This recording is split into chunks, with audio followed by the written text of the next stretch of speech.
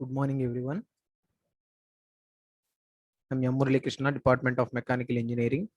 Today, I'm going to explain about reboring and decarbonization and nitriding of crankshaft in automobile vehicle engine. So, first of all, we can see what is reboring. So, what is the process of reboring? We can see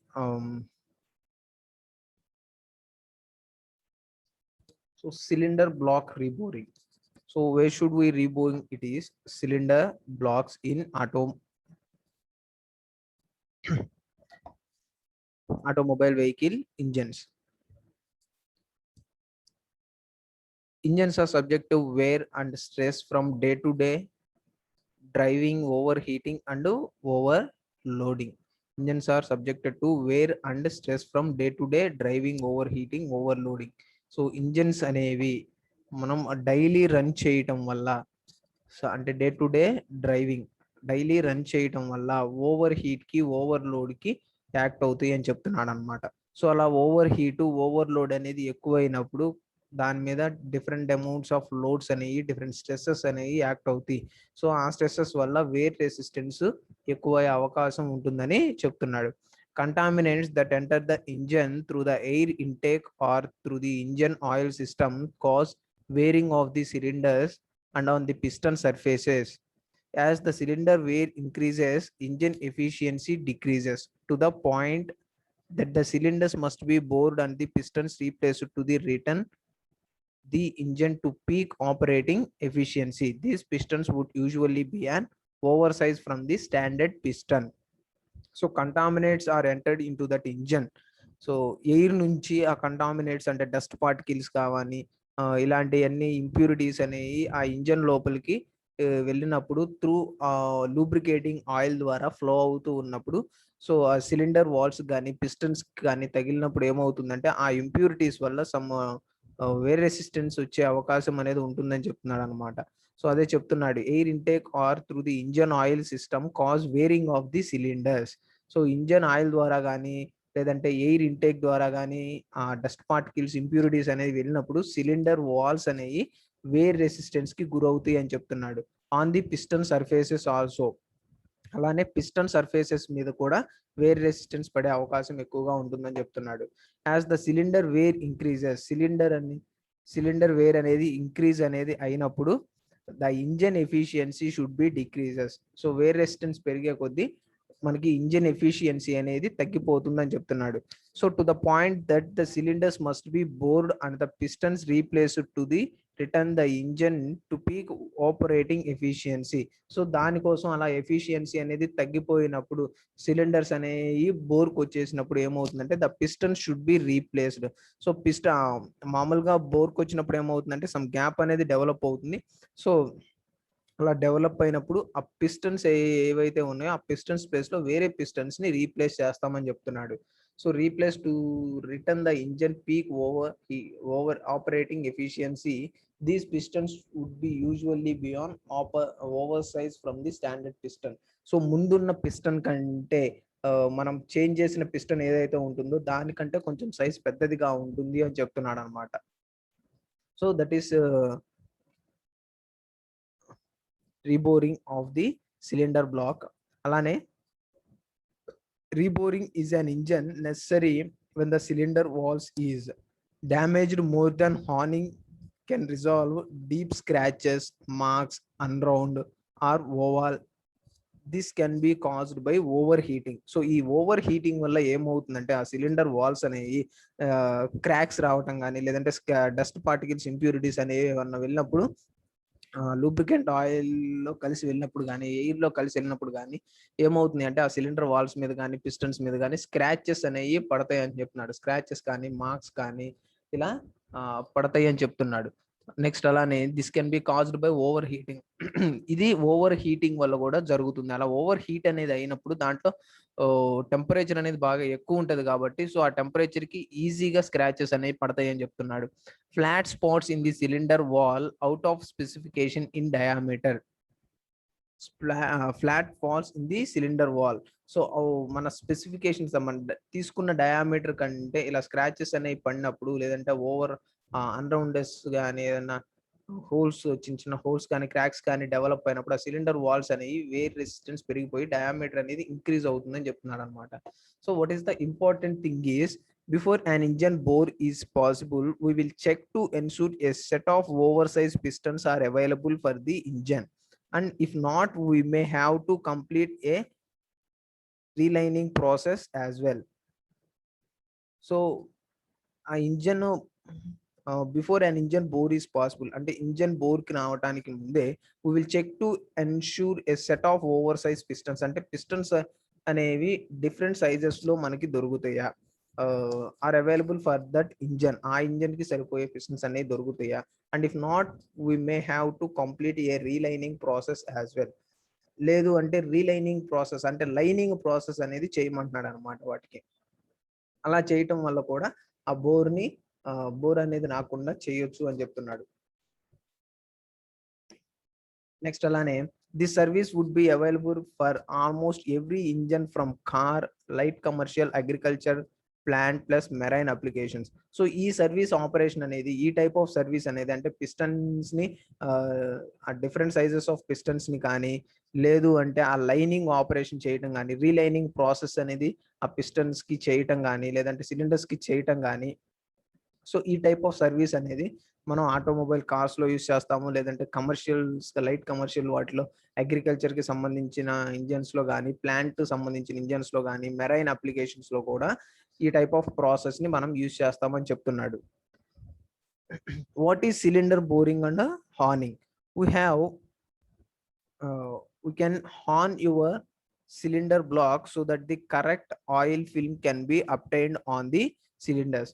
so ఎప్పుడైతే మనకు oil అనేది, ఆ lubricant అనేది correct గా flow అవుతుందో అప్పుడు మాత్రమే కొంచెం వేర్ రెసిస్టెన్స్ అనేది తగ్గే అవకాశం ఉంటుంది అనమాట. ఎప్పుడైతే ఆ లూబ్రికేషన్ ఆయిల్ అనేది కరెక్ట్ గా ఫ్లో అవ్వకుండా, లేదంటే ఇంప్యూరిటీస్ తో కలిసి ఫ్లో అవుతున్నప్పుడు ఏమవుతుందంటే చిన్న చిన్నగా వేర్ రెసిస్టెన్స్ పెరిగిపోయే అవకాశం ఉంటుంది అనమాట. ఎందుకంటే దాని మీద అప్పుడు హెవీ అమౌంట్ ఆఫ్ లోడ్స్ అనేవి పడతాయి, ఓవర్ హీట్ అనేది ఎక్కువగా ఉంటుంది. సో దానివల్ల స్క్రాచెస్ అనేవి ఈజీగా పడటానికి అవకాశం ఉంటుంది అనమాట. So this oil film is need to stop unnecessary wear to the piston rings and to create a seal. So ఈ ఆయిల్ ఫిల్మ్ సో ఈ లూబ్రికేటింగ్ ఆయిల్ ఏదైతే ఉందో, సో దాంట్లో ఉన్న విస్కాసిటీ నేచర్ అనేది ఆయిల్ ఫిల్మ్ ఏం చేస్తుందంటే to stop the unnecessary wear to the piston rings. Unnecessary wear అనేది అంటే తొందరగా వేర్ రెసిస్టెన్స్ అనేది జరగకుండా, ముందుగానే అరిగిపోకుండా ఆయిల్ ఫిల్మ్ ఏం చేస్తుందంటే దానికి సపోర్టింగ్ స్ట్రక్చర్ గా, అంటే సిలిండర్స్ లోపల పిస్టన్స్ రన్నింగ్ మోషన్ అనేది స్మూత్ గా జరగటానికి ఈ ఆయిల్ ఫిల్మ్ అనేది యూజ్ అవుతుందని చెప్తున్నాడు. Next, if the bore is directly or worn, this will cause oil to pass the rings and reduce performance and allow oil into the combustion area. So ఇక్కడ ఏం జరుగుతుందంటే bore అనేది వచ్చినప్పుడు, అంటే engine అనేది బోర్కి వచ్చినప్పుడు ఏం జరుగుతుందంటే ఆయిల్ అనేది, సో ఇంజిన్ బోర్ అనేది అసలు మామూలుగా వేర్ రెసిస్టెన్స్ పెరిగిపోయినప్పుడు, అంటే సిలిండర్ వాల్స్ కి పిస్టన్ అనేది కరెక్ట్ గా టచ్ కాకుండా సమ్ గ్యాప్ అనేది ఉన్నప్పుడు ఆ రెండింటి మధ్యలో ఏమవుతుందంటే ఏదైతే మనకి ఆయిల్ అనేది ఇన్సర్ట్ అవుతుందో, లూబ్రికేటింగ్ ఆయిల్ కానీ ఏదైతే ఇన్సర్ట్ అవుతుందో అది ఏమవుతుందంటే ఆ పిస్టన్ రింగ్స్ గుండా కంబషన్ ఛాంబర్ లోపలికి వెళ్ళే అవకాశం ఉందని చెప్తున్నాడు అనమాట. సో అదే చెప్తున్నాడు, if the bore is direct dirty or warm, this will cause oil to pass the rings. Oil అనేది ఆ పిస్టన్ రింగ్స్ గుండా పాస్ అవుతుంది, and it reduces the performance and allow oil into the combustion area. So performance అనేది reduce చేస్తుంది, అంటే power ని తక్కువ power ని సప్లై చేస్తుంది. అలానే ఈ ఆయిల్ అనేది కంబషన్ ఏరియాలోకి వెళ్తుందని చెప్తున్నాడు. If there has been an engine failure where the cylinder bores are damaged, we can rebore the block and install oversized piston to get your engine back up and running. So మన engine అనేది బోర్కు వచ్చింది అంటారు. So అలా వచ్చినప్పుడు ఏంటంటే ఆ engine ఆ cylinders అనేవి వాటి యొక్క వేర్ రెసిస్టెన్స్ అనేది పెరిగిపోవడం వల్ల కొంచెం డయామీటర్ అనేది ఇంక్రీజ్ అవుతుంది అనమాట. అంటే మనం ముందుగా తీసుకున్న దానికంటే వేర్ రెసిస్టెన్స్ బోర్కి వచ్చినప్పుడు ఏమవుతుందంటే కొంచెం సిలిండర్స్ డయామీటర్ అనేది పెరుగుతుంది, లేదంటే పిస్టన్ డయామీటర్ అనేది తగ్గుతుంది. సో అప్పుడు ఏం చేయాలి అంటే, సో అప్పుడు ఇంజన్ ఫెయిల్ అయింది అంటారు. అంటే కంబషన్ అనేది కరెక్ట్గా జరగదు, పవర్ అనేది కరెక్ట్గా సప్లై కాదు, ఆయిల్ అనేది లీకేజ్ అవుతూ ఉంటుంది అనమాట. సో ఈ లూబ్రికేటింగ్ ఆయిల్ అనేది కంబషన్ లోకి వెళ్ళి కంబషన్ కరెక్ట్గా జరగక స్మోక్ అనేది ఎక్కువ డెవలప్ అవుతూ పవర్ అనేది ఎక్కువగా లాస్ అవుతూ ఉంటుంది. సో అప్పుడు ఇంజన్ అనేది ఫెయిల్ అయిందని చెప్తారు. సో అలా ఫెయిల్ అయినప్పుడు బోర్కి వచ్చింది, ఆ బోర్ అనేది చేపియాలంటారు.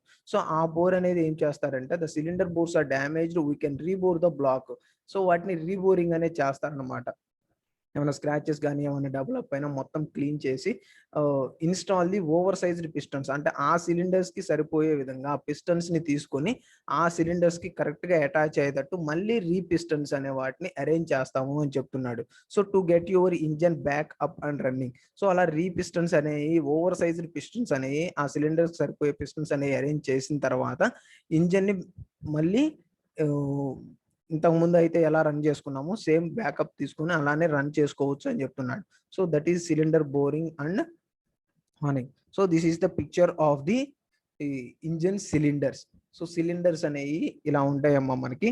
సో ఈ సిలిండర్స్ లోపల పిస్టన్స్ అనేవి మూవ్ అవుతూ ఉంటాయి. సో ఈ సిలిండర్ వాల్స్ ఏవైతే ఉన్నాయో ఆ సిలిండర్ వాల్స్ అనేవి ఆ వేర్ రెసిస్టెన్స్ పెరిగిపోయినప్పుడు, సో ఈ మామూలుగా ఉన్న డయామీటర్ ఉంది కదా, ఇది అనేది ఇంక్రీజ్ అవుతుంది అనమాట. అంటే కొంచెం వేర్ రెసిస్టెన్స్ పెరిగిపోయి ఈ డయామీటర్ అనేది ఇంక్రీజ్ అవుతుంది. సపోజ్ 40 mm డయామీటర్ ఉందనుకోండి,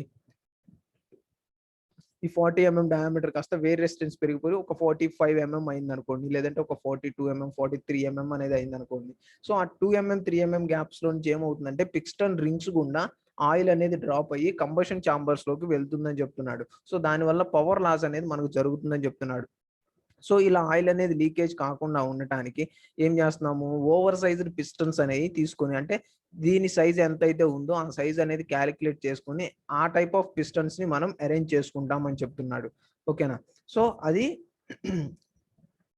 ఆటోమొబైల్ వెహికల్లో సిలిండర్స్ అనేవి ఇలా ఉంటాయి అన్నమాట. నెక్స్ట్ అలానే వాట్ ఈ slew and linear installation. So some engines like the Rover K series require a wet linear which is sleeve that installed in the cylinder block.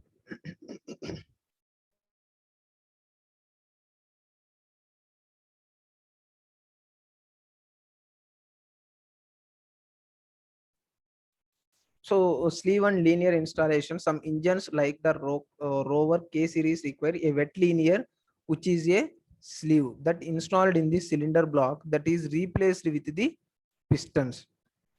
ఈ piston place లో, అంటే ఈ సిలిండర్ బ్లాక్ ఎప్పుడైతే బోర్కి వచ్చిందో దాని మీద ఏం చేస్తారంటే ఒక లీనియర్ ఇన్స్టాలేషన్ అనేది చేస్తామని చెప్తున్నాడు. సపోజ్ ఆ 2 mm 3 mm గ్యాప్ ఏదైనా వచ్చినా, లేదంటే ఒక 5 mm గ్యాప్ వచ్చినా, ఆ గ్యాప్ కంటే డైరెక్ట్ గా పిస్టన్ అనే దాన్ని చేంజ్ చేయకుండా దానికి ఒక లీనియర్ ఇన్స్టాలేషన్ అనేది వేస్తాడు అని చెప్తున్నాడు అనమాట పిస్టన్స్ కి.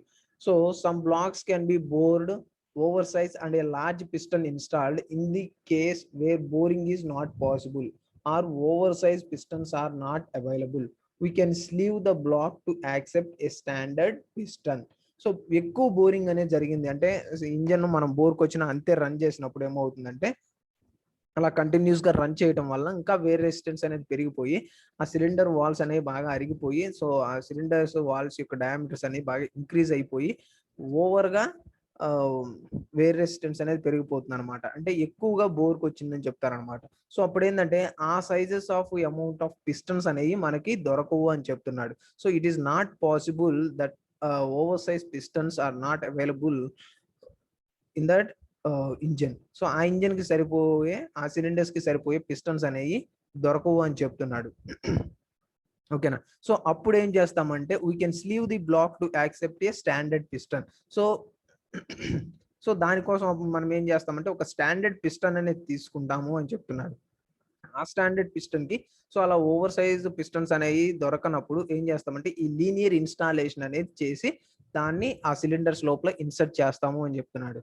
So that is the purpose of sleeve and linear installation. So you can see and you can observe these piston. So ఇక్కడ పిస్టన్ అనేది చూడండి, పిస్టన్ రింగ్స్ అనేవి ఎలా అరేంజ్ చేశాడు. సో ఇది సిలిండర్ అనుకోండి, ఈ సిలిండర్ లోపల పిస్టన్ అనేది ఎలా మూవ్ అవుతుంది, ఇది కంబషన్ ఏరియా, పిస్టన్ రింగ్స్ ఎలా అరేంజ్ చేశాడు అన్నది చూపిస్తున్నాడు అనమాట. ఓకేనా. నెక్స్ట్ అలానే block testing and surface grinding. We can test your cylinder block to ensure it's not cracked and also install new core plugs if they are worn or cored. We also can grind the block surfaces to provide the correct finish for a perfect seal with either the cylinder head or sump. So we can test your cylinder block to ensure the not cracked and install new core plugs. So మనం బోర్కి వచ్చినప్పుడు ఆ cylinder black ఏదైతే ఉందో ఆ cylinder blocks యొక్క diameter అనేది correct గా test చేసుకోవాలని చెప్తున్నాడు. ఎందుకంటే అది ఎంత బోర్ అయింది అంటే స్టాండర్డ్ బోర్ ఎంత ఉంది, మనం ఇంజిన్ అనేది కరెక్ట్ స్పెసిఫికేషన్స్ ప్రకారం స్టాండర్డ్ బోర్ ఎంత ఉందో మనకు తెలుసు అనమాట. సో అది ఎంత వేర్ రెసిస్టెన్స్కి వెళ్ళింది, ఎంత బోర్కి వచ్చింది, అది ఎంత చేంజెస్ అనేది వచ్చిందో తెలుసుకుంటేనే దాన్ని బట్టి ఆ పిస్టన్స్ అనేవి అరేంజ్ చేసుకోవటం కానీ, లేదంటే వేరే లీనియర్ ఫినిషింగ్ అనేది ఇవ్వటం కానీ, లైనియర్ ఫినిషింగ్ అనేది ఇవ్వటం కానీ జరుగుతుంది అనమాట. సో దానికోసం ఏం చేస్తామంటే టెస్టింగ్ సర్వీసెస్ అనేవి చేస్తూ ఉంటారు. Suppose some cracks should be developed on that blocks. ఆ సిలిండర్ బ్లాక్స్ కు క్రాక్స్ ఏమైనా డెవలప్ అయినప్పుడు దాన్ని ఏం చేస్తామంటే ఆ గ్రైండింగ్ ఆపరేషన్ అనేది చేస్తాం అనమాట. సో దానివల్ల ఏంటంటే ఆ క్రాక్స్ ని రిమూవ్ చేస్తాం అనమాట. అంటే సపోజ్ ఒక సర్ఫేస్ మీద క్రాక్ అనేది డెవలప్ అయింది అనుకోండి పైన, సో ఆ డెవలప్ అయిన క్రాక్ ని రిమూవ్ చేయడానికి ఈ సర్ఫేస్ గ్రైండింగ్ ఆపరేషన్ అనేది యూస్ చేస్తామని చెప్తున్నాడు. So black testing. సో ఇది వచ్చేసరికి ఇంజన్ అనుకోండి, ఇంజన్ లోపల సిలిండర్స్, ఇంజన్ లోపల సిలిండర్స్ ని ఎలా టెస్ట్ చేస్తున్నాడు ఏందన్నది. టెస్టింగ్ మీన్స్ మన వెర్నియర్ క్యాలిపర్స్ యూస్ చేసి కానీ, డిజిటల్ క్యాలిపర్స్ కానీ, ఈ డైల్ గేజెస్ కానీ ఇలాంటి వాటిని యూస్ చేసి టెస్ట్ చేస్తారనమాట. ఓకేనా. నెక్స్ట్ సో అక్కడ ఎలా సిలిండర్స్, సో ఇది వచ్చేసరికి మనకి ఇంజన్ లోపల సిలిండర్ అనమాట. ఈ సిలిండర్స్ లోపలికి పిస్టన్స్ అనేవి అరేంజ్ చేస్తారు. Okay. Next what is decarbonization. Next topic, what is decarbonization. First of all, what is carbon buildup and what is the role play in the automobile vehicle engines. So ఈ carbon అనేది, అసలు ఈ carbon material అనేది automobile engine లో ఎక్కడ place చేస్తాం, అసలు ఎందుకు ప్లేస్ చేస్తామో చూద్దాం. With time the carbon deposits buildup inside the fuel engines. So ఈ ఫ్యూయల్ ఇంజన్స్ కి లోపల సైడ్ ఈ కార్బన్ ని ప్లేస్ చేస్తామని చెప్తున్నాడు. It making inefficient. The carbon buildup inside the engines is a result of different factors such as low grade fuel quality, improper burning of fuel, and normal buildup with time. The buildup carbon deposits are mostly found inside the exhaust, around exhaust valves, on cylinders head, on the intake, on piston and exhaust manifold. So ఆ pistons దగ్గర, pistons combustion chamber లోపల ఈ carbon అనే దాన్ని insert చేస్తాము అని చెప్తున్నాడు అనమాట. So how to remove carbon buildup. So you can see ఇది వచ్చేసరికి పిస్టన్ కంబషన్ ఏరియా అనమాట. ఈ కంబషన్ ఏరియా ఆ లోపల జరిగే దగ్గర ఈ కార్బన్ అనేది డెవలప్ అవుతుంది. ఓకేనా. సో అసలు దీన్ని ఎలా రిమూవ్ చేయాలి ఏందన్నది చూద్దాము. To remove carbon buildup from your engine, the method that is used is known as HHO carbon cleaning service, also known as decarbonization. So decarbonization అంటే ఆ కంబషన్ ద్వారా డెవలప్ అయిన బ్లాక్ కలర్ లో మనకు డెవలప్ అవుతుంది అనమాట. ఓకేనా. సో అలా డెవలప్ అయిన దాన్ని అంటే that is remove that carbon buildup. So ఆ ప్రాసెస్ నే మనం డీకార్బోనైజేషన్ ప్రాసెస్ అని అంటున్నాడు. అంటే సపోజ్ పిస్టన్స్ లోపల కంబషన్ అనేది జరుగుతుంది, ఎయిర్ ఫ్యూయల్ మిక్స్చర్ జరిగి ఆ సిలిండర్స్ లోపల పిస్టన్స్ అనేవి మూవ్ అవుతాయి, సిలిండర్స్ కి పిస్టన్స్ కి మధ్యలో కంప్రెషన్ అనేది జరిగి పవర్ అనేది డెవలప్ అవుతుంది. అలా పవర్ అనేది కంటిన్యూస్ గా డెవలప్ అవడం వల్ల పిస్టన్స్ మీద ఏమవుతుందంటే కార్బన్ మెటీరియల్ అనేది ఒకటి బిల్డప్ అయ్యి ఉంటుంది. సో దానిని రిమూవ్ చేసే ప్రాసెస్ నే డీకార్బోనైజేషన్ ప్రాసెస్ అని అంటారు. So the perfect time for car engine decarbonization when it has covered about 50,000 kilometers of distance. ఒక కార్ ఇంజన్ అనేది 50,000 కిలోమీటర్స్ అనేది ట్రావెల్ అయినప్పుడు 50 కిలోమీటర్స్ అనేది ఆ ఇంజన్ అనేది ట్రావెల్ చేసినప్పుడు ఏమవుతుందంటే అది కార్బోనైజేషన్ కి గురవుతుంది అనమాట. సో అప్పుడు ఆ ఇంజన్ లోపల పిస్టన్స్ అనేవి మనం డిసెంబుల్ చేసి ఆ డీకార్బోనైజేషన్ అనేది చేయాలి. సో అలా చేయకపోతే ఏమవుతుందంటే ఇంప్రాపర్ పవర్ అనేది డెవలప్ అవుతుంది. పవర్ అనేది కరెక్ట్ గా డెవలప్ కాదు. కంబషన్ అనేది కరెక్ట్ గా జరగదనమాట. ఆ కార్బన్ అనేది మెటీరియల్ అనేది ఎక్కువైపోయి. So this is just preventive maintenance advice because at this point your vehicle would not have that much carbon buildup. So this is just preventive maintenance. So ఇది just preventive మెయింటెనెన్సే advice అనేది ఇస్తున్నాడు. At this point your vehicle would not have the much carbon buildup. ఎక్కువ amount of carbon అనేది buildup కాదు maximum అని చెప్తున్నాడు. ఎందుకంటే ఫ్యూయల్ లోపల కార్బన్ క్వాంటిటీ అనేది ఉండేది చాలా తక్కువ అనమాట. సో అదేంటంటే ఒక 50,000 వాడు చెప్పినట్టు ఒక 50,000 కిలోమీటర్స్ కనుక అది డిస్టెన్స్ అనేది ట్రావెల్ చేసినట్లయితే దాని మీద ఒక కార్బన్ లేయర్ అనేది డెవలప్ అవుతుంది. దాన్ని రిమూవ్ చేస్తాము అని చెప్తున్నాడు. So it is not a compulsory thing. ఇది అనేది కంపల్సరీ థింగ్ అనేది కాదని చెప్తున్నాడు అనమాట.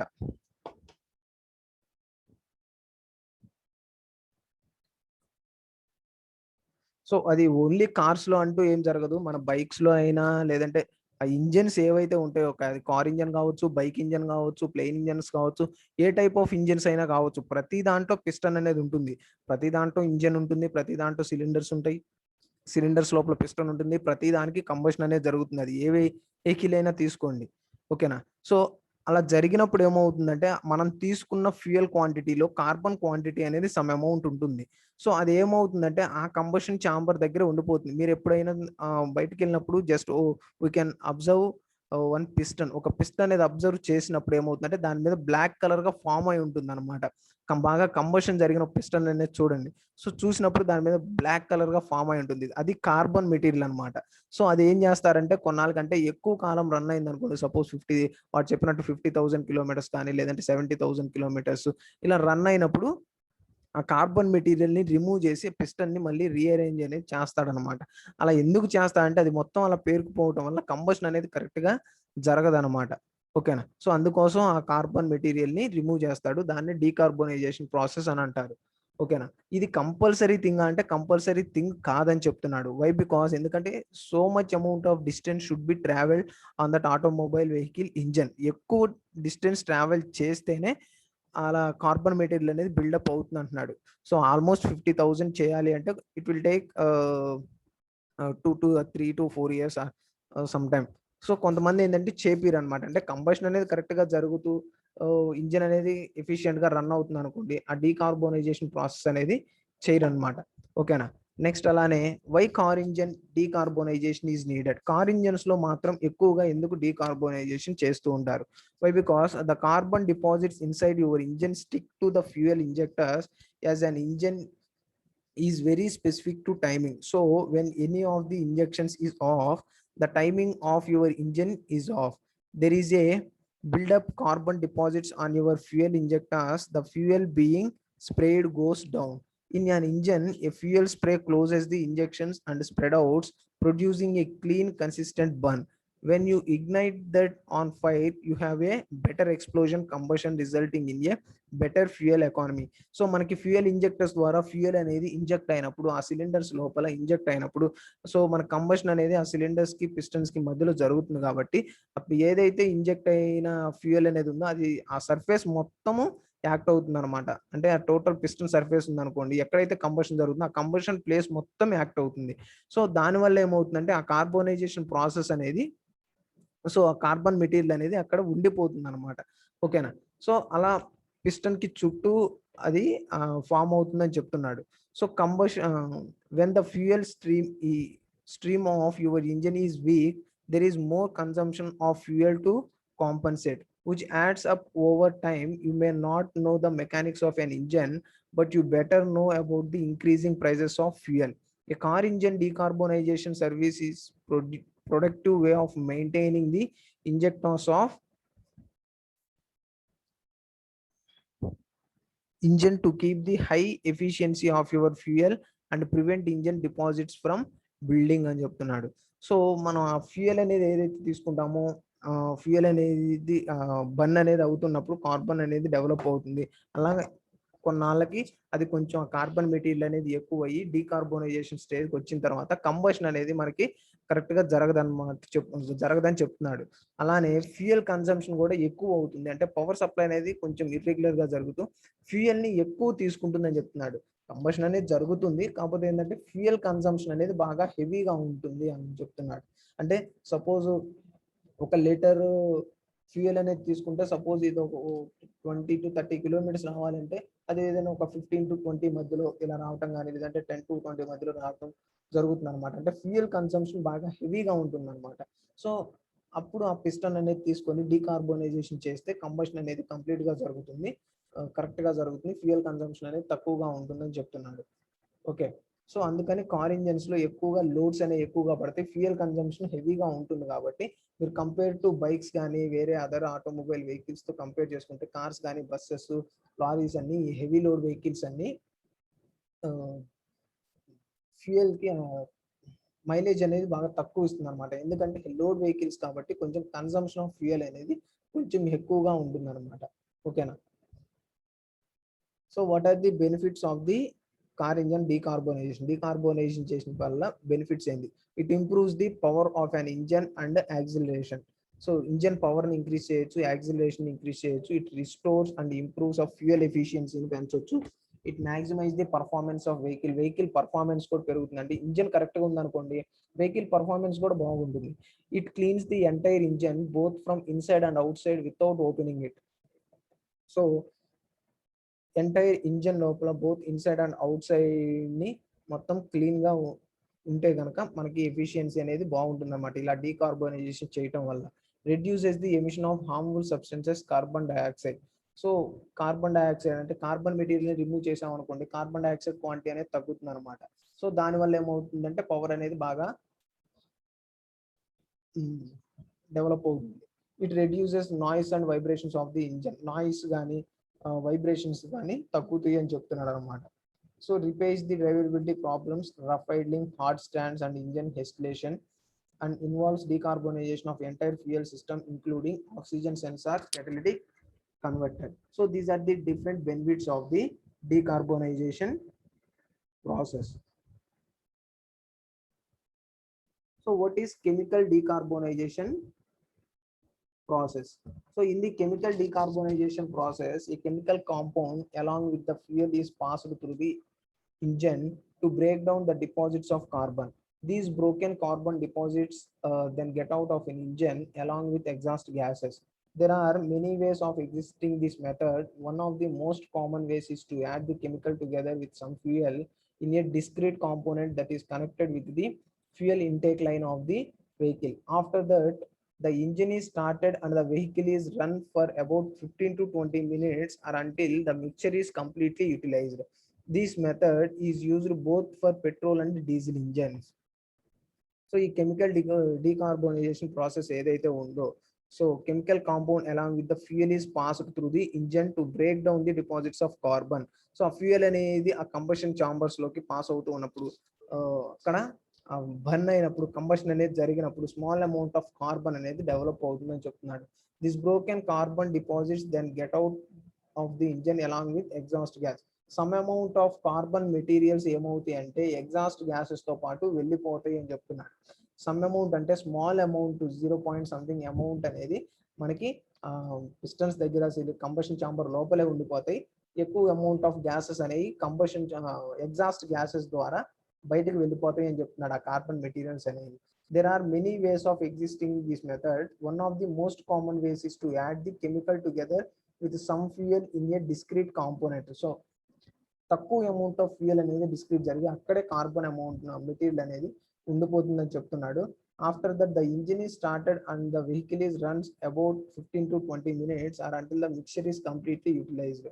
సో దానికి ఒక 15 నుంచి 20 minutes అనేది ఇంజన్ రన్ చేసి కంటిన్యూస్ గా రన్ చేసినప్పుడు కంప్లీట్ గా యూటిలైజ్ అయిపోతుందని చెప్తున్నాడు. This method is used for both petrol and diesel engine. Two engines లో ఈ మెథడ్ అనేది అప్లై అవుతుంది. సో ఇలా కార్బన్ అనేది డెవలప్ అవుతుంది అనేది చెప్తున్నాడు అనమాట. నెక్స్ట్ అలానే physical decarbonization process. those engines that have extreme carbon buildup, a physical decarbonization method is perfect for them. This method involves opening of the cylinder's head, removal of the intake and exhaust valves, and getting rid of the carbon deposits of the cylinder's head, valves, and manifolds. So ఈ physical decarbonization process లో మనం ఆ cylinder walls పైన ఏవైతే ఉన్నాయో వాటిని remove చేసుకోవచ్చు. ఆ సిలిండర్ హెడ్స్ ని కానీ ఆ ఇంటేక్ అండ్ ఎగ్జాస్ట్ వాల్స్ ని రిమూవ్ చేసుకొని క్లీన్ చేసుకొని మళ్ళీ అరేంజ్ చేసుకోవచ్చు అని చెప్తున్నాడు అనమాట. So it also involves the dismantling and throughout the cleaning of the exhaust pipe with the help of high pressure water. In case of the exhaust muffler is clogged with carbon buildup, there is a need for heating and tapping it out before flushing with water. So మనకి servicing అనేది చేస్తున్నప్పుడు engine over hauling service అనేది మొత్తం చేస్తూ ఉన్నప్పుడు ఏం జరుగుతుందంటే వాడు ఏం చేస్తాడంటే ఇంజన్ ఎగ్జాస్ట్ పైప్స్ కానీ మొత్తాన్ని తీసి హై ప్రెషర్ వాటర్ తో క్లీన్ చేస్తాడు అనమాట. సో అలా క్లీన్ చేసినప్పుడు బ్లాక్ కలర్ లో మనకి ఆ డస్ట్ కానీ మడ్ మొత్తం కిందకి పడిపోతుంది అనమాట. అది కార్బన్ మెటీరియల్ అని చెప్తున్నాడు. ఓకేనా, అంటే బ్లాక్ కలర్ లో ఫామ్ అవుతుంది. సో అది హై ప్రెషర్ వాటర్ తో క్లీన్ చేస్తున్నప్పుడు అది మొత్తం కిందకి పడిపోతుంది. So that is carbon material అని చెప్తున్నాడు. ఓకేనా, so that is the physical process of decarbonization. Next, last topic in first unit, nitrading of crankshaft. What is mean by nitrading of crankshaft? Machine components such as crankshaft are subjected to alternating stresses, and thus there is a requirement of good toughness but very hardened wear resistant surfaces. To achieve this process known as nitrading is performed, in which nitrogen content is increased on the surface and the hard nitrate are formed. The component is exposed to nitrogenous atmosphere or dipped into the nitrading salt bath. Some notable characteristics of the process are no quenching is required. The component is needed to be heat treated before nitrading is performed. So that was a brief overview of nitrading. Crank shafts మీద night riding అనే operation ఎందుకు చేస్తారు, అసలు crank shafts కి night riding ని ఎందుకు చేస్తారు అంటే because of the crank shaft మీద ఎక్కువ load, heavy amount of load అనేది పడుతుంది. అలానే ఎక్కువ అమౌంట్ ఆఫ్ ఫ్రిక్షన్స్ డెవలప్ అవడం కానీ స్ట్రెస్సెస్ డెవలప్ అవడం కానీ ఎక్కువగా హార్డ్నెస్ ఎక్కువగా స్ట్రెస్సెస్ అనేవి పడటం క్రాంక్ షాఫ్ట్స్ మీద ఎక్కువగా ఉంటాయి అనమాట. ఎందుకంటే ఈ క్రాంక్ షాఫ్ట్స్ కే మనం ఈ పిస్టన్స్ ని కానీ కనెక్టింగ్ డాట్స్ ని కానీ మొత్తం కనెక్ట్ చేసేది. సో దానివల్ల ఏమవుతుందంటే ఎక్కువ స్ట్రెస్సెస్ అనేవి డెవలప్ అవుతాయి, ఫ్రిక్షన్ అనేది ఎక్కువగా డెవలప్ అవుతుంది. సో దానివల్ల వేరే ఎక్కువ అమౌంట్ ఆఫ్ లోడ్స్ అనేవి దాని మీద పడుతూ ఉంటాయి అన్నమాట. సో అలా పడినప్పుడు అది ఎమ్మటనే వేర్ రెసిస్టెన్స్ గా గురవ్వకుండా ఉండటానికి, లేదంటే బ్రేక్ అవ్వకుండా ఉండటానికి, క్రాక్స్ అనేవి డెవలప్ అవ్వకుండా ఉండటానికి దానికి very good toughness and hardness అనేది మనం ఇవ్వాలి అని చెప్తున్నాడు అనమాట. సో ఆ ప్రాసెస్ అనేది అంత టఫ్నెస్, హార్డ్నెస్, స్ట్రెంగ్త్ అనేది ఆన క్రాంక్ షాఫ్ట్ కి ఇవ్వటానికి నైట్ రైడింగ్ ప్రాసెస్ అనేది మనం చేస్తామని చెప్తున్నాడు. ఓకేనా, సో ఈ నైట్ రైడింగ్ ప్రాసెస్ అనేది different types of night riding process అనేవి ఉన్నాయి అన్నమాట మనకి. So first of all, what is night riding? Night riding is a heat treatment process that diffuses nitrogen into the surface of a metal to create a case hardened surface. So night riding అనేది ఒక heat treatment process అని చెప్తున్నాడు. So ఆ heat treatment process లో ఏదైతే crank shafts ఉన్నాయో ఆ crank shafts ని హీట్ అనేది చేస్తాము. చేసిన తర్వాత ఆ నైట్రోజన్ మెటీరియల్ ఏదైతే ఉందో ఆ నైట్రోజన్ మెటీరియల్ లోకి డిప్ చేస్తాము అని చెప్తున్నాడు అనమాట. అంటే ఆ నైట్రోజన్ సర్ఫేస్ మీదకి యాక్ట్ చేస్తాము మన ఆబ్జెక్ట్ ని. సో అలా చేసినప్పుడు ఒక సర్ఫేస్ అనేది, హార్డ్ అండ్ సర్ఫేస్ అనేది ఆ క్రాంక్ షాఫ్ట్ మీద క్రియేట్ అవుతుందని చెప్తున్నాడు. Nitriding of steels produces less distortion and deformation then the carburizing and conventional hardening. Nitriding అనేది nitriding of steel produces less distortion and deformation. Nitriding of steels అనేవి తక్కువ distortion కి గురవుతాయి. నెక్స్ట్ అలానే deformation కూడా చాలా తక్కువగా ఉంటుంది, either కార్బురైజింగ్ ఆర్ కన్వెన్షనల్ హార్డనింగ్ తో కంపేర్ చేసుకుంటే అని చెప్తున్నాడు అనమాట. సో కార్బురైజింగ్ ఒక ప్రాసెస్ చేస్తారు. నెక్స్ట్ ఎందుకంటే కార్బురైజింగ్ మీన్స్ కార్బన్ మెటీరియల్స్ కి బాగా స్ట్రెంగ్త్ అనేది ఎక్కువగా ఉంటుంది. సో ఆ స్ట్రెంగ్త్ అనేది ఇంక్రీజ్ చేయడానికి ఆ క్రాంక్ షాఫ్ట్స్ కి కార్బురైజింగ్ ప్రాసెస్ అనేది ఒకటి చేస్తారు. అలానే కన్వెన్షనల్ హార్డనింగ్, ఈ రెండింటితో కంపేర్ చేసుకుంటే నైట్రేటింగ్ ఆఫ్ నైట్రేడింగ్ కి కూడా ఎక్కువ స్ట్రెంగ్త్ ఉంటుందని చెప్తున్నాడు. So these process are most commonly used on low carbon and low alloy steels. So ఈ నైట్రేడింగ్ ప్రాసెస్ ని low carbon and low alloy steels లో ఎక్కువగా యూజ్ చేస్తారు. However, they are also used on medium and high carbon steels like titanium, aluminum and molybdenum.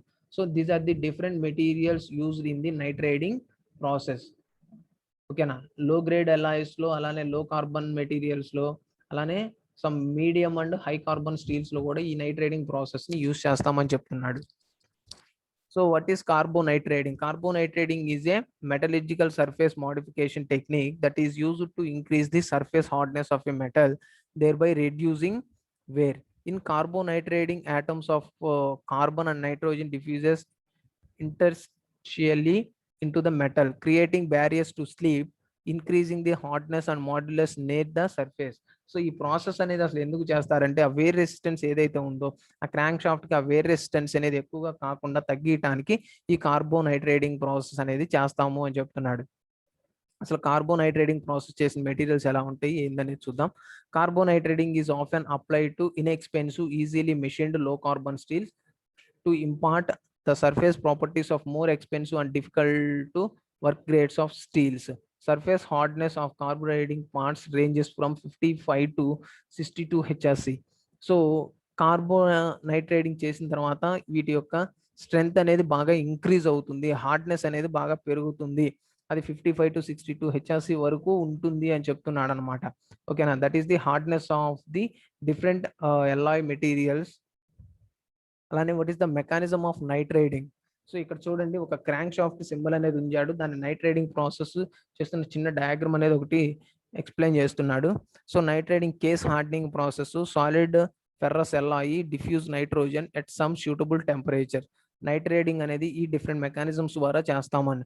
Case hardening process ఒకటి చేస్తాడు, లేదంటే solid ferrous alloys తో చేస్తారు. Next అలానే డిఫ్యూజ్ నైట్రోజన్ డిఫ్యూజన్ అనేది చేస్తాడు, అట్ సమ్ సూటబుల్ టెంపరేచర్ వరకు హీట్ చేస్తాడు. ఓకేనా. Mechanism of nitriding, salt bath nitriding and gas nitriding. So these are the gas nitriding, salt bath nitriding, plasma nitriding. These are the different process of nitriding. Nitriding process అనేది ఈ different types లో చేస్తూ ఉంటారు. So gas nitriding లో case hardening process, nitrogen introduction, nitrogen gas, ammonia. Chemical reaction వచ్చేసరికి nitrogen and iron, core properties not affected. Temperature వచ్చేసరికి 495 నుంచి 565 degree centigrade వరకు హీట్ చేస్తాము. Below tempering temperature white layer by product thin and hard iron nitrate. Okay. So salt bath nitriding అనేది ఎలా చేస్తారు? So ఏదైనా component కి నైట్రేడింగ్ చేస్తుంటే దాన్ని సమ్ టెంపరేచర్ వరకు హీట్ చేసి దాని తర్వాత ఈ నైట్రేట్ ఏదైతే ఉందో ఆ సొల్యూషన్ దాంట్లో డిప్ చేయడం వల్ల ఆ లేయర్ అనేది దాని మీద ఫామ్ అవుతుంది, అది హార్డ్నెస్ ని క్రియేట్ చేస్తుంది అని చెప్తున్నాడు. అది salt bath nitriding. So this is the process of nitriding of a crankshaft. Thank you guys.